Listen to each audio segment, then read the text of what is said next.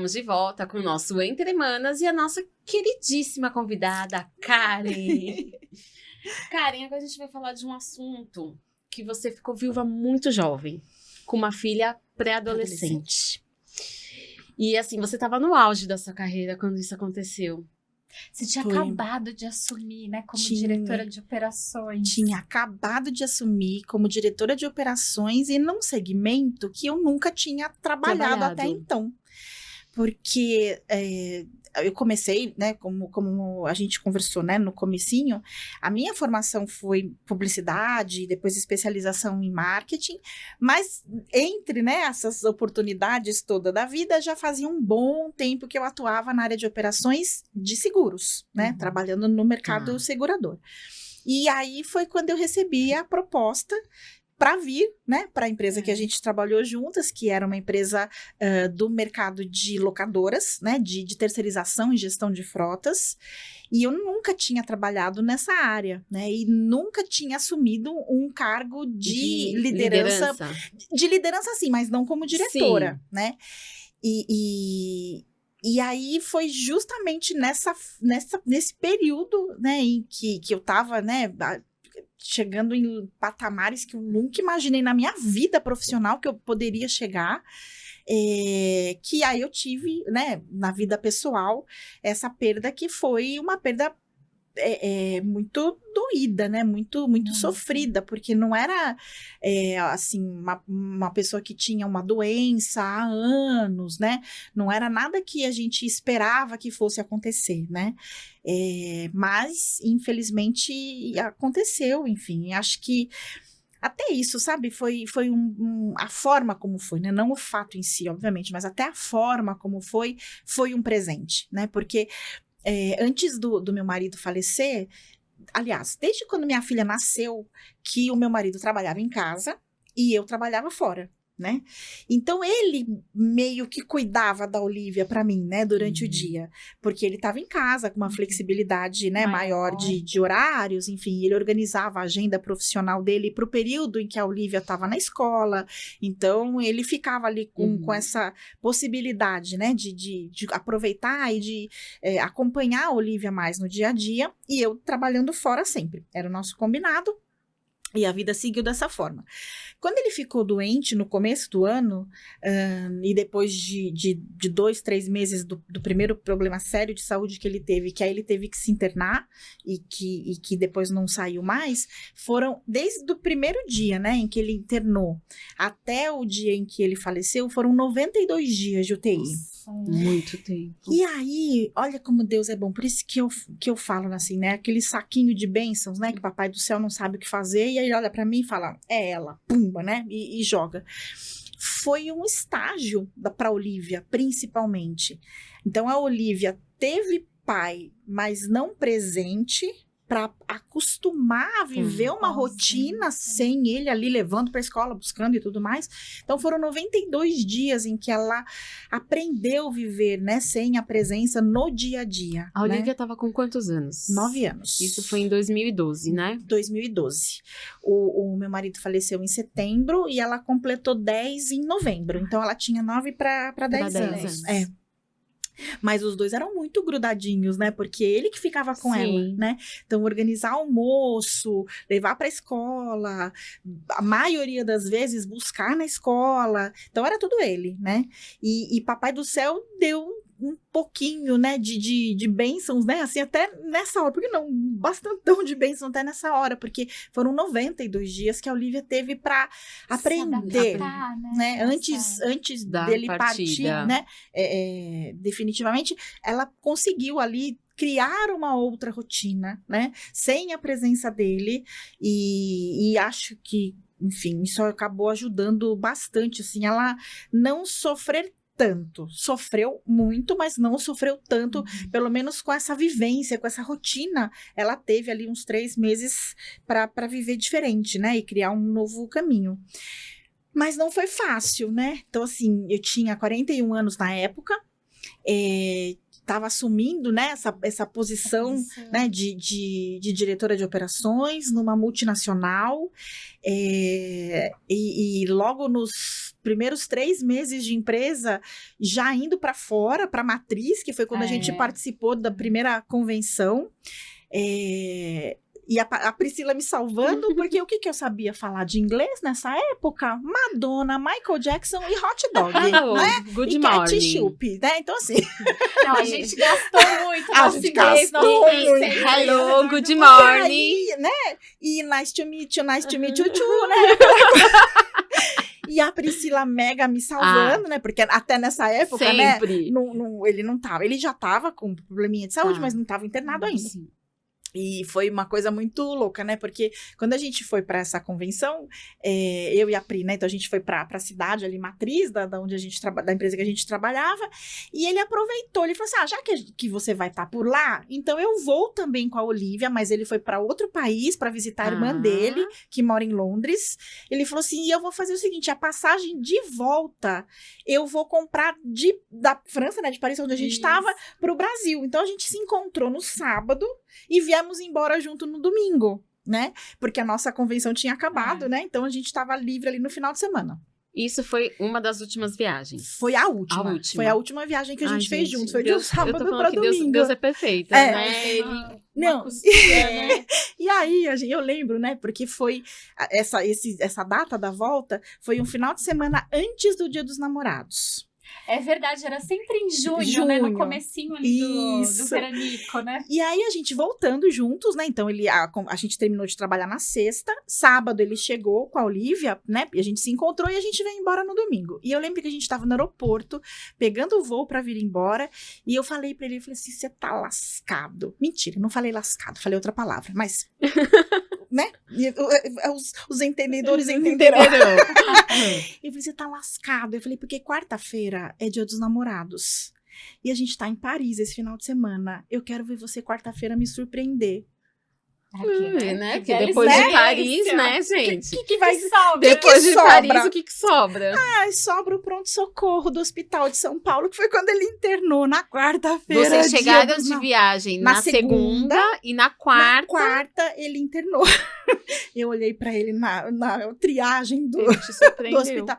Eu falei, caracas. Não era essa Também não foi surpresa. caracas Não que eu mesmo, falei. Eu falei, mas você me surpreendeu mesmo, né, filho? Porque olha onde nós estamos. Óbvio, a gente nem sonhava o que ia acontecer daquele dia pra frente. E eu falei, você me surpreendeu mesmo, né? Lindo. Olha onde estamos, né?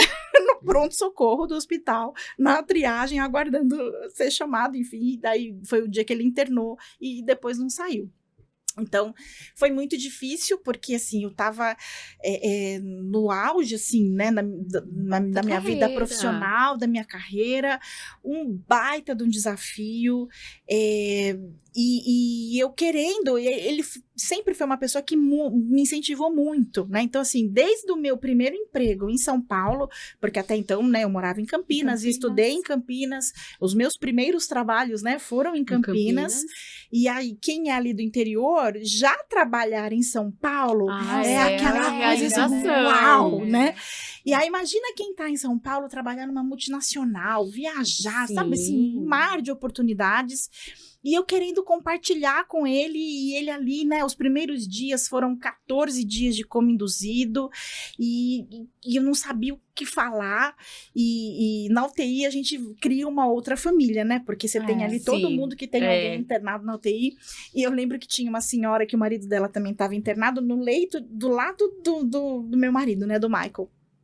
E aí teve um dia que eu cheguei lá para visitar, porque a gente tinha lá os horarinhos, né, de visita da UTI. Ela falou assim, então eu vejo que você conversa tanto com seu marido, o que você fala? Porque ele tá em coma, né? Eu falei assim, olha, na visita do meio-dia, eu conto como é que foi o capítulo da Avenida Brasil, porque na época passava a Avenida Brasil. É verdade. Eu falei, todo dia, na visita do meio-dia, eu conto como foi o capítulo da Avenida Brasil anterior. Porque assim, não tem o que falar, não tem resposta, então não é uma conversa, era um monólogo, né? Sim. E todo dia da visita das 8, que era o segundo horário de visita, eu conto como foi meu dia.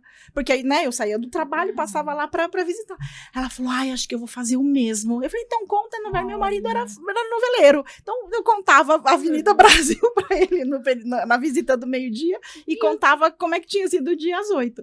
Mas depois, enfim, ele saiu do coma e se recuperou, né, e tudo mais, e voltou ao normal. Mas aí foi quando eu tive, então, que lidar com a Olivia, né, nessa ausência do pai, do dia a dia.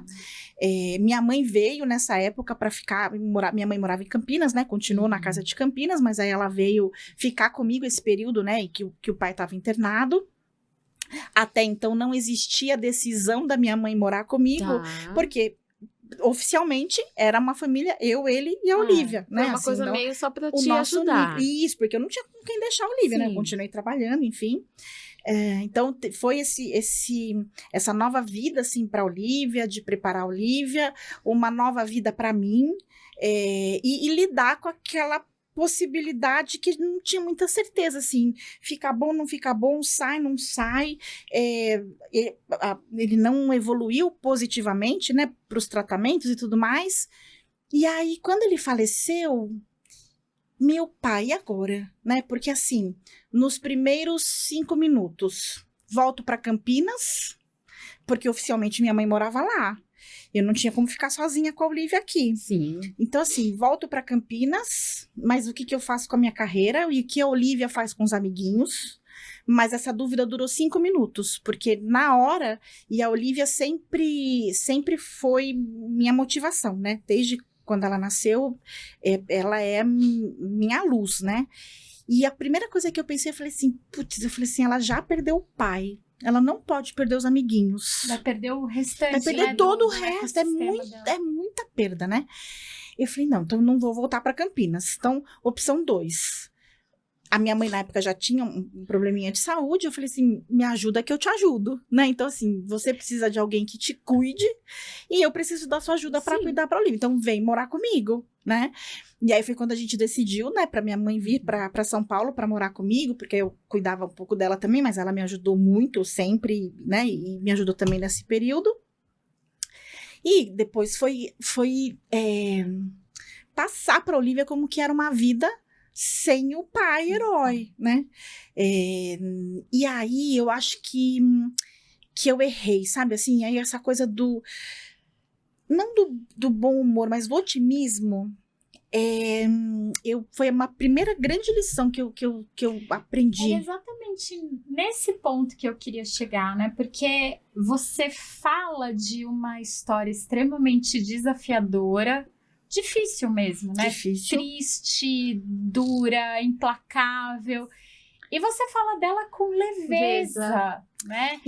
Como é que esse otimismo, como é que esse bom humor, ele teve os prós e os contras disso? Teve. Assim, eu acho que até por conta da minha crença, né, da minha fé, a questão da morte, ela não é fim, né? Então, assim, pro que eu acredito, né? E aí é uma coisa muito pessoal e obviamente que todas as crenças são respeitadas e cada um sabe aquilo que deixa o coração quentinho, né? O que eu acredito e que me deixa, né, de coração quentinho é que a morte não é um fim, né? É uma etapa. Só que eu nunca tinha preparado a Olivia para isso. Então, eu acho que essa força que eu demonstrei ter, e foi doído, foi sofrido, foi triste, e só quem já passou por isso é que sabe, né, o que são os primeiros sem a pessoa do seu lado. Então, assim, ele faleceu em setembro, 2 meses depois teve o aniversário da Olivia, primeiro aniversário sem o pai. Passou 1 mês, primeiro Natal. Passou mais 1 mês depois do Natal, meu aniversário, primeiro aniversário. Depois vem o primeiro dia das mães. Tudo pela primeira vez. Tudo, era tudo novo. E é uma coisa assim, a vida continua, né? E aí você tem que aprender a viver uma vida nova dentro da vida velha. Porque você continua com o teu trabalho, você continua tendo a sua filha, eu continuo tendo minha mãe. os amigos e tudo mais, né? Só que é tudo diferente. É tudo igual, mas é tudo diferente, Sim. né? E eu acho que o fato de ter levado, né, essa situação como sendo de acordo, né, com o que eu acredito e tudo mais, é só uma fase, eu talvez não tenha sido um bom exemplo para a Olivia. Porque a Olivia também achou que ela não tinha o direito de sofrer. Subiu muito a régua, tá. né? E isso teve impacto na vidinha dela, né? Porque ela não me via chorar, ela não me via reclamar, ela não me via praguejar, né? O que tinha acontecido, reclamar. Né? Porque... E então ela também não fez isso. Só que ela não tinha o conhecimento e a maturidade e até mesmo a crença que eu tinha, né? Então, essa questão do bom humor, do otimismo, sempre na minha vida me ajudou. Mas também porque isso está muito atrelado à minha fé. Só que foi o primeiro ensinamento, assim, que eu tomei um tapa na cara, que, assim, não é todo mundo que tá nesse padrão vibratório, sim, né? Assim, nessa régua. E a gente, às vezes, precisa incentivar as pessoas serem e demonstrarem de acordo com a etapa e com a crença e do jeito que elas imaginam que deva levar essa situação, né? Então, foi difícil, assim, acho que me ajudou muito no sentido de não cair, né? E de... Até porque se você caísse, né? O que ia ser da Olivia e da minha mãe? É. E aí eu falei, não, eu preciso vida que segue, então vamos aprender a rezar, a conversar com o papai. Né? A gente já rezava, né? Mas assim, vamos aprender a conversar com o papai. Direcionar, aí e vamos chorar, porque então teve dias, né, que ela quis chorar e tá tudo bem, vamos chorar. E vocês sabem que foi uma coisa muito louca, né? Por isso que eu falo que às vezes eu tô muito no terreno do sem noção. Porque quando a Olivia ia visitar, porque chegou um determinado momento que liberaram a entrada dela para visita pro pai, mas não nos horários padrão ali de visita, porque ela não poderia entrar, porque na UTI não podia entrar com 9 anos, né? Então, mas tinha toda essa questão já de humanização em hospital e tal, então deixavam ela entrar só 2 vezes por semana, num horário diferente dos demais, de visita. 15 minutinhos para ela ver o pai, beijar o pai, acabou, beleza. E quando o pai faleceu, no dia que o pai faleceu, eu voltei pra casa, me chamaram no hospital, eu fui e tal, lá. Aí tinha que voltar pra casa pra pegar roupa, essas coisas todas, e eu contei pra Olivia e eu levei a Olivia no hospital pra despedir do pai. E a gente, nesses 3 meses que ele ficou internado, né, que a gente, né, conhece outros casos, outras histórias, tinha um outro rapaz lá, muito novinho, tinha minha idade na época, 41 anos, e ele tava muito ruim, ele já tava até com morte cerebral e tudo mais. E eu chegava em casa, e quando a gente rezava pro papai Prim, que a gente chamava ele de papai Prim, a gente rezava também pra esse outro tio, né, pra esse moço, pra todos que estavam lá, pro velhinho, que a mulher começou a contar a Avenida Brasil também, então a gente levava a lista, e a gente rezava junto ali pra todo mundo. Beleza, quando a Olivia chegou lá no dia pra despedir do pai, ela falou assim, eu queria visitar o tio, né, o moço lá falou o nome do moço e tal. Eu falei, não, tá bom, mamãe vai te levar pra ver. Imagina, o moço tá com morte cerebral, né? Presta atenção. E você... Fio pra tudo que era lado ligado. Você, vamos lá visitar o tio. Vamos lá rezar pro tio. Beleza. Mas olha só, de novo, né, como Deus é muito bom e ele vai pegando minha vida assim, ele vai levando, né, de um jeitinho que tem que levar. Numa das vezes que a Olivia quis chorar, né, sentindo falta do pai e tudo mais, e ela perguntava muito por que o papai tinha morrido, se não tinha jeito, o que acontecia e tal. E aí eu falei assim, filha, lembra que a gente foi visitar o tio? E a mamãe explicou pra você que ele tava todo ligado naqueles aparelhos, tomando remedinho, que ele tava sofrendo, a família tava sofrendo, porque ele não podia sair daquela situação. Eu falei assim, então olha só como o papai do céu é bom pra gente, né?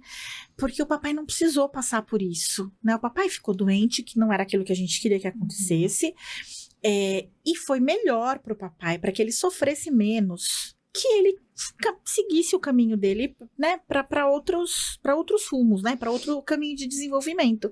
E papai não sofreu. E aí a imagem daquele moço, ela falou assim, nossa, o papai, se ele ficasse vivo, ele ia ficar daquele jeito. Eu falei, um pouquinho pouquinho pior, filha. Então, olha só como o Papai do Céu é bom, né? Então, assim, aí até isso ajudou, sabe? Pra eu explicar um pouquinho, pra ela sentindo. Então, teve de tudo, assim, sabe? Assim, foi uma fase muito complicada pra mim, como mulher, como uma pessoa sem um companheiro. Aí, eu falava assim, meu Deus, tira a aliança ou não tira a aliança? Assim, tem situações... assim, são assuntos, assim, desde lidar com a filha, usando o exemplo de uma pessoa com morte cerebral, sabe? Desde situação pesada como essa...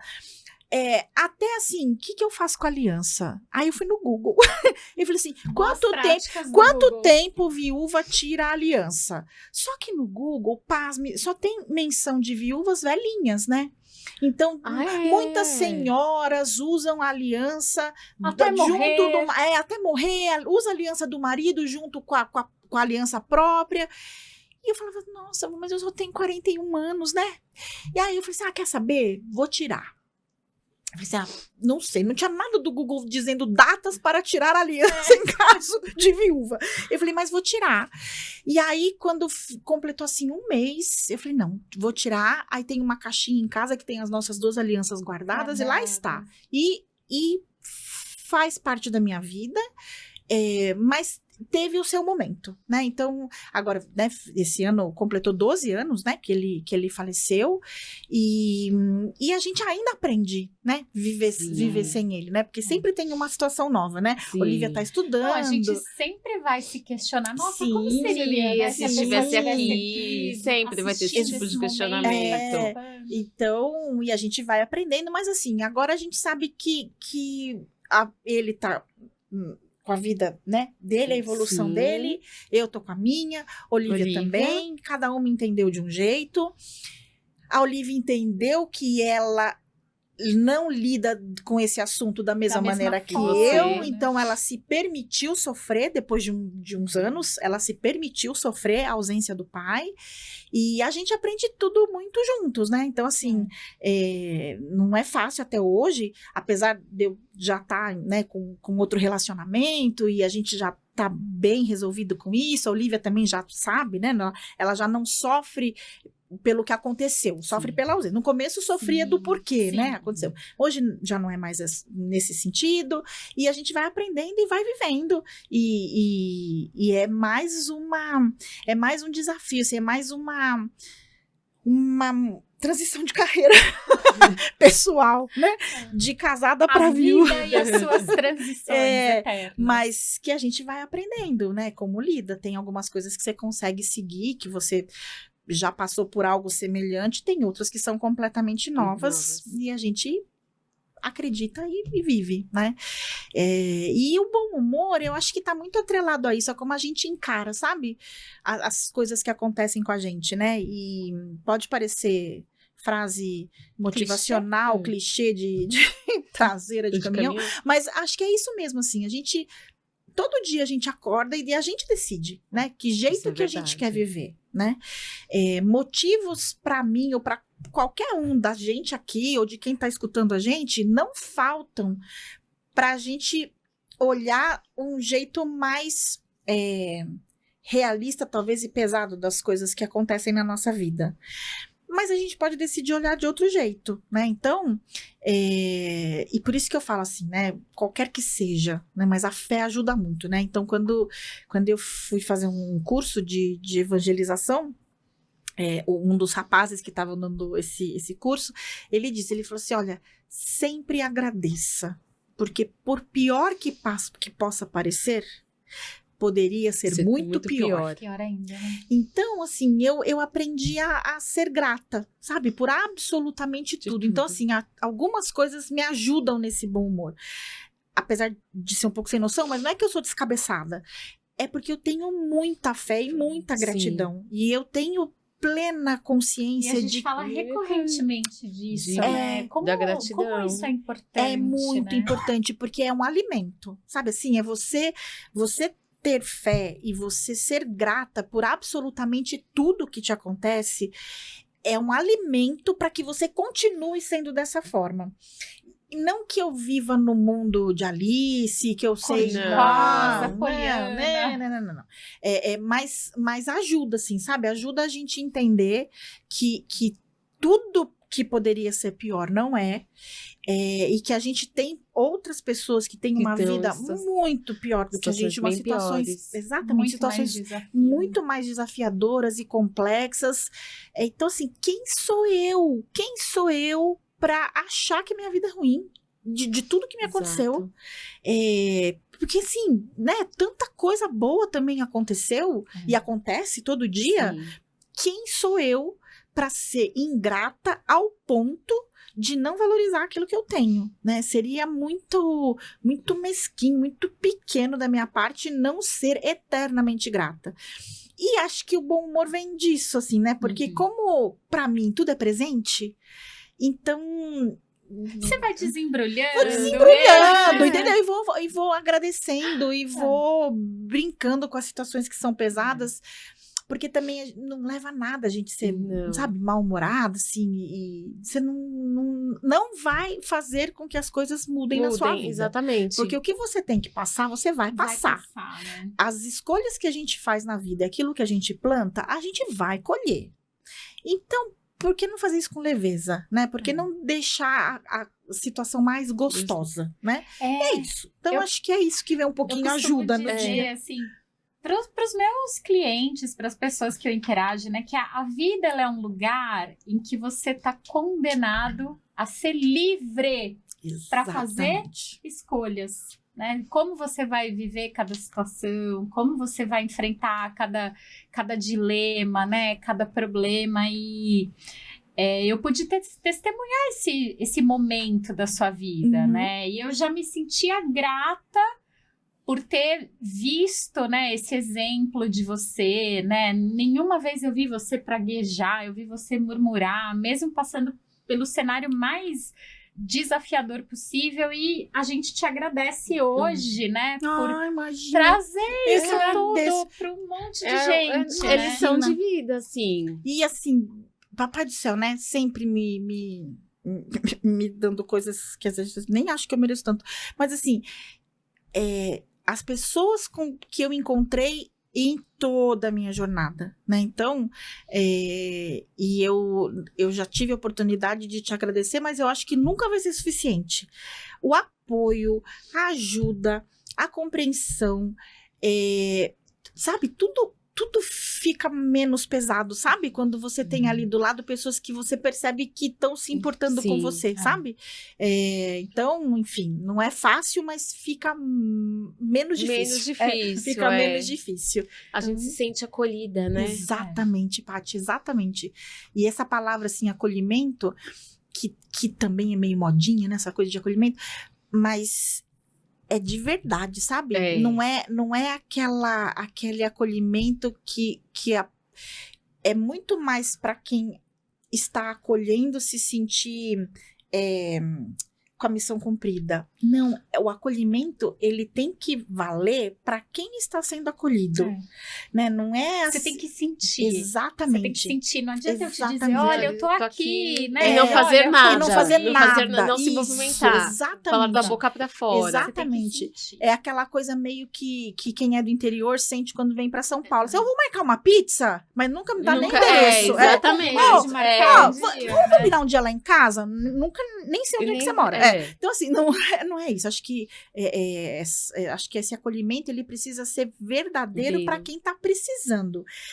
Quem oferece, naturalmente, se sente presenteado, né? Porque quando você dá, você recebe muito mais, né? Mas acho que quem tá sendo acolhido é de verdade quem precisa sentir isso, né? Na alma, assim, o coração precisa ficar quentinho. E eu só tenho sempre a agradecer todo mundo, essa moça que nem se fale, que tava ali do meu lado. Eu tô até emocionada, porque, assim, a gente teve também uma outra história, que eu não sei se você vai lembrar, eu acho que sim, né? Mas num dos tratamentos de fertilidade que eu fiz, num momento que era muito difícil para você, né, em 2016, eu nunca vou esquecer aquele ursinho, aquela flor que você mandou na minha casa. Imagina, meu amor! Eu acho que a gente precisa de um pequeno break episódio falar dessa tua relação linda com as pessoas. Com a sua equipe, com seus pares, com seus chefes, né? Com todo mundo. Então, continuem com a gente. Vou só pegar um lencinho. Vamos tomar aqui. só uma aguinha e já voltamos. Valeu, cara. Obrigada, amores. Ai, gente.